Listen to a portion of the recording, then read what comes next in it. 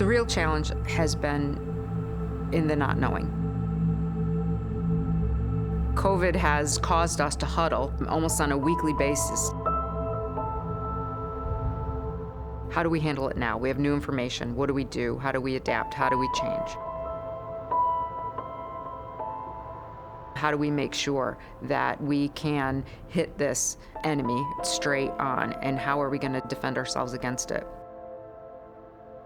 A lot of the conversations that happened in those first meetings were, first of all, what do we do?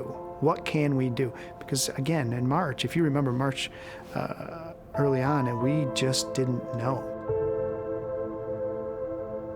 Every time there's a crisis, Utica looks at the future, looks to the future, and asks ourselves, what are people going to need to succeed in the world that's coming? We have to deliver an education to our students, and we know that we need to do that no matter what is thrown our way, and do it in a way that's safe. You have to open your door and be committed to doing everything that you need to do. Everything you need to do. Emergency management's all about mitigation of risk. That's my job. So we tried to identify, and when I say we, I mean it was a collective. So many people involved in trying to make sure that this happened properly. We set out to do everything we could to make sure that people felt safe and were safe. We have to prepare people for a future, certainly over the next 4 or 5 years, that's uncertain, right? And that is, I think, probably an even greater responsibility now than it was 10 or 20 years ago. It's a completely different world. So when we entered this and we started thinking about what it would take to teach in this environment, what it takes to keep people safe in this environment, what it takes to just run a daily operation in this environment, every request we made that was reasonable and would work, or anyone even thought it might work, there wasn't a question. Laura and administration was like, let's get that done, get them what they need. We've pulled out all the stops. Utica College is not going to risk the health and safety of any person on this campus for any reason. We're going to do everything in our power, which I think we have done, to chase the most recent technology, chase the most efficient and proficient testing opportunities, which I think we've nailed, and obviously maintain that sense of community so that everyone feels safe, healthy, and happy here on this campus. You can't ask for a better place. Testing was mandatory for every person wishing to access the campus community, whether they're using a resource 1 day a week or if they're here in the classroom every single day, right? They needed to test. They must test. To come through the checkpoints, you have to have been tested within the last 7 days. So we made a decision to test every week. And I have to say that was not only a credit to us, but a credit to some incredible partners. Our partner at SUNY, Dr. Middleton, and his team, now we know, is one of the best tests in the world in terms of its efficacy, what they were able to put together, and their ability to partner with us. I mean, we are not a huge college, and we're not a huge research university. But we became a significant partner, perhaps one of their most significant partners, in terms of our regular testing and the relationships that we were able to build with them. That was critical for us, really critical. The testing process we chose to go with, we chose it because it's efficient, it's effective, and it's actionable. We can actually take that information and react as quickly as possible. That testing process is actually threefold, where each person comes in and they give a saliva sample. They are then combined with 11 others, so a group of 12 are in a pool. It's very effective in eliminating groups of people very quickly. If the pool is negative, everyone in the pool is presumed negative. And trust me, that test is extremely sensitive. One of the other things we did, and we were actually mentioned in the Wall Street Journal for it, was we added UVC lights. It's an upper room air purification system that's proven to kill 99.9% of coronaviruses, including causing the COVID-19 virus to become inert. It cost a lot of money, but we got it done before classes started, and I really think that had a tremendous impact on our ability to keep the virus kind of at bay. We had 64 total student infections for an entire semester. Prior to the Thanksgiving break, we had 6 total employee infections. Other institutions had hundreds. Even those that weren't testing, when they were only testing their symptomatic people, had hundreds.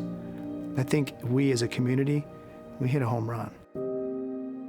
Everyone here knows that this isn't just about surviving. It's about getting out on the other end and thriving. We're building a science center right behind us. I mean, that's happening in the face of this pandemic.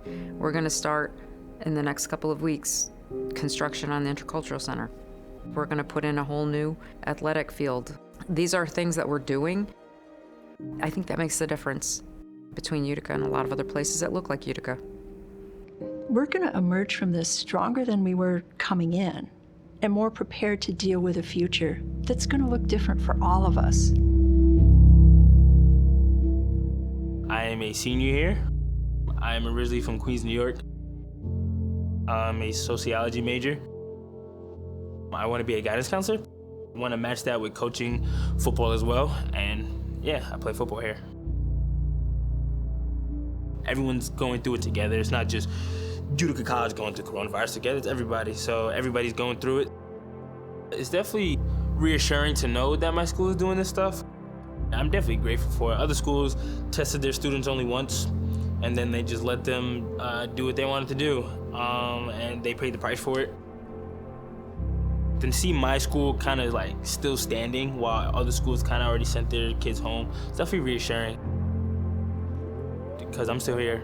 You know, I could be at home doing what I was doing last semester, but I'm happy to be here using what I can from the school.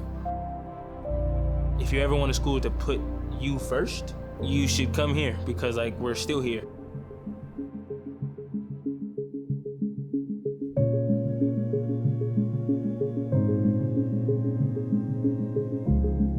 I'm a senior here at UC. I graduate May 2021. I'm a dual major in psych and criminal justice and a concentration in white-collar crime. So this is my 3rd year as an RA, so I'm a well-seasoned veteran. I'm always there for my residents. I love just like helping them with whatever problems that they have. As an RA and like in COVID, it's a really hard time. Like, I'm not gonna lie. I think because like everything's so uncertain just with COVID and like when it's gonna like we're gonna get this vaccine and stuff, that a lot of people are like fearful of the future and just like what's gonna happen next and like how am I gonna get a job after I leave UC and graduate, or just like how am I gonna like what's gonna happen. UC really focuses on academics and they're really focusing on the safety and well-being of students, not just physical but also mental health. There is always someone here for you, and there's always someone really just there to want to see you succeed, because that's what we want to see at UC, is see the students succeed and move on from here and be able to get a good position or good professional job, things like that.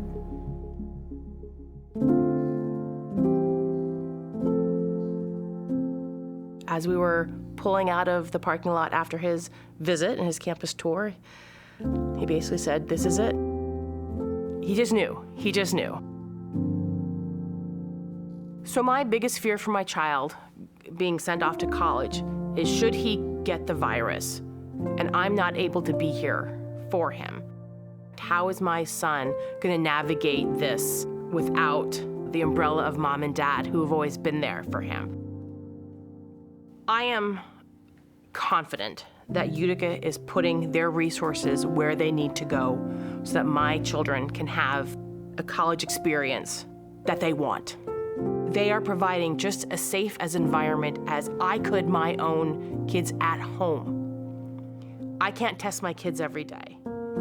Utica is testing my child once a week, if not more.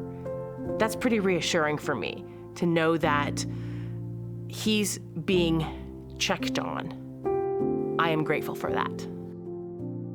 They will get through this. We will all get through this.